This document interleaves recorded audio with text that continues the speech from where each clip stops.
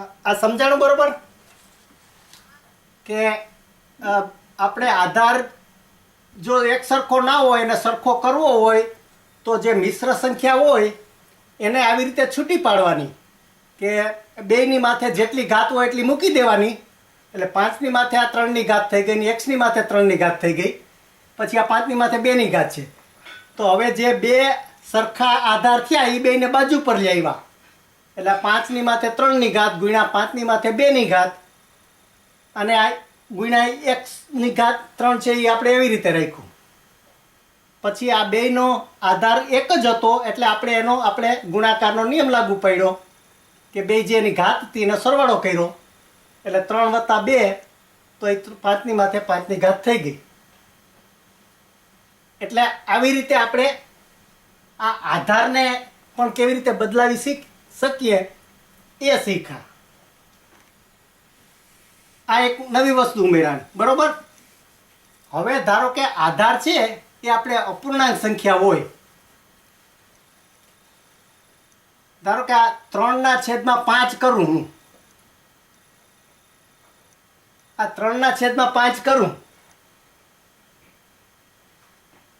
તો આને હું પાછા છૂટા પાડી શકું ને.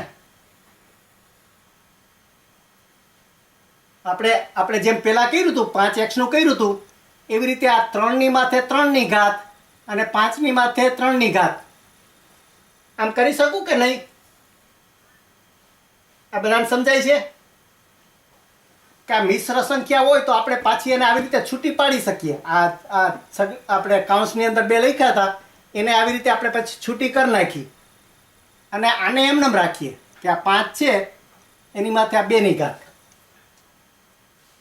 પછી આને વધારે શું કરીએ પછી કે આ 5ડો નીચે છે એને મારે ઉપર લાવવો હોય આ 3ની માથે 3ની ઘાત એમનેમ રાખવું અને આ 5 છે ને એને મારે આ છેદમાં છે એને બદલે ઉપર લાવવો હોય તો હું 5ની માથે 3ની ઘાત છે એને બદલે 5ને ઓછા 3ની ઘાત કરી નાખું.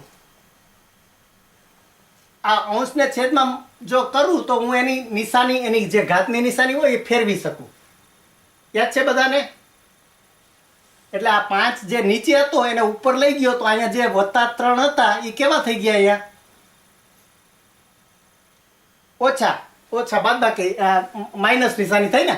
અને આને આપણે કાંઈ નથી કરતા, આને આપણે એમનેમ રાખીએ. આ 5નો આ વર્ગ હતો એમનેમ રાખ્યો બરોબર છે ને. હવે શું થઈ ગયું? જો આ બે શું આ બે કેવી થઈ ગઈ? બે ઘાત આધાર કેવો થઈ ગયો? આ બે આધાર કેવો થયો? સરખો. બે ખ્યાલ આવ્યો બધાને?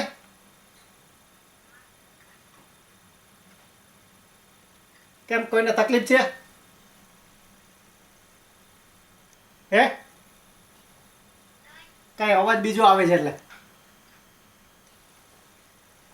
એટલે જો આ પછી આ 3ની માથે 3ની ઘાત હું એમને રાખું પણ આ બે આધાર સરખો થયો તો એમાં આપણે પેલો નિયમ શીખાતા એ આપણે પાછો એ લાગુ પાડી શકીએ કે આ બેની વચ્ચે ગુણાકારની નિશાની છે તો આ એક જ આધાર રાખી અને એની માથે હું ઘાત આ -3 છે અને આ પછી 2 છે પ્લસ થાય કે માઇનસ થાય? હે આ 5 હે માઇનસ શું કામે? આ માથે આની 3ની આની માથે આ 3ની માઇનસની ઘાત છે, આ માથે 2 પ્લસની ઘાત છે. તો આ 2 છે આ 3 સાથે પ્લસ થાય કે માઇનસ થાય? આપણે શું કહેતા હતા કે આના ઉપર એનો આધાર રાખે અને ગુણાકાર છે કે ભાગાકાર છે એના ઉપર. તો અહીંયા કેવું છે? આ ગુણાકાર છે કે ભાગાકાર છે? હા એટલે ગુણાકાર છે એટલે શું થાય? આ પ્લસ થાય. શું થાય? આ 2 છે શું થાય? પ્લસ થાય. સમજાણું બધાને? આ 2 પ્લસ કેવી રીતે થયા? કારણ કે અહીંયા ગુણાની નિશાની હતી એટલે. અને એ પ્લસ તો જ થાય કે જો આપણો એનો આધાર છે બે સરખો હોય તો. એટલે આ આધાર ને આ આધાર બે સરખા છે ને. હવે તો હવે આનો જવાબ શું આવે? આ 3ની માથે 3ની ઘાત અને 5ની માથે કેટલી ઘાત આવી? ના, 3 માઇનસ 3 અને +2 એટલે કેટલા થાય?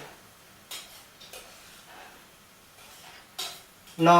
તો આ તો સાદી વસ્તુ ભૂલી ગયા કે આપણે બે સંખ્યાની નિશાની જુદી હોય તો બાદબાકી થાય કે સરવાળો થાય?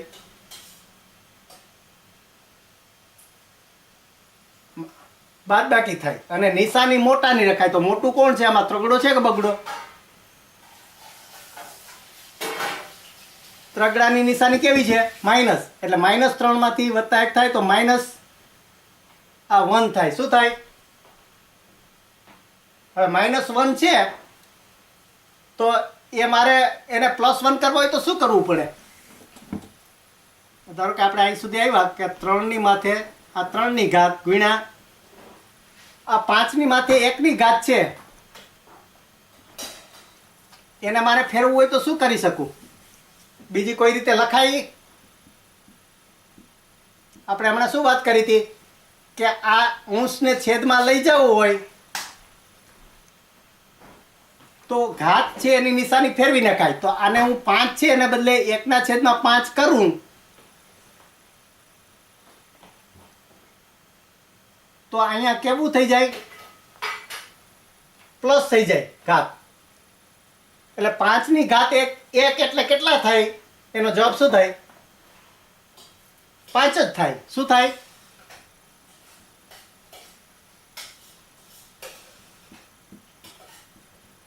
આ સમજાણું બધાને અહીંયા કે અઘરું પડે?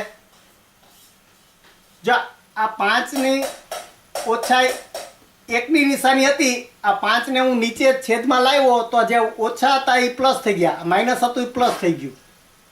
પણ આ એક પ્લસ એવો છે કે એને લખવાની જરૂર નથી. તમે ગમે એક સંખ્યાની ઉપર 1નો ઘાત કરો તો એમાં કંઈ કિંમત બદલે નહીં. એટલે 5 માથે 1 હોય એનો અર્થ એમ કે 5ની સાથે કાંઈ ગુણવાનું બીજું ના હોય. 5ની માથે જો 2 હોય તો શું થાય? 5 × 5 થાય ને? આપણે શીખાતા ને? દેખાય છે? આપણે 5નો વર્ગ શીખાતા. કેમ કે 5નો વર્ગ એટલે 5 × 5 દેખાય છે? પણ 5ને બદલે માથે 1 હોય તો આ 5ને માથે 2 ને બદલે 5ને માથે 1 હોય તો 5 જ રહે. સમજાણું બધાને? હા. અને 5ની માથે 0 હોય તો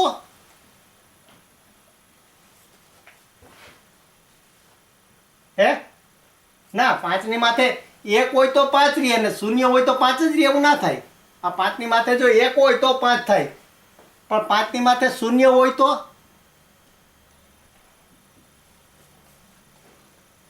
તો એનો જવાબ 1 જ થાય. કેટલો? 1.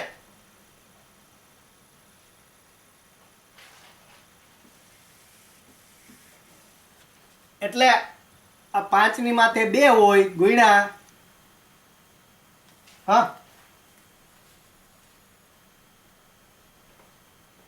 ઓકે ઓકે કઈ વાંધો નહીં. યા તો હવે લગભગ આપણે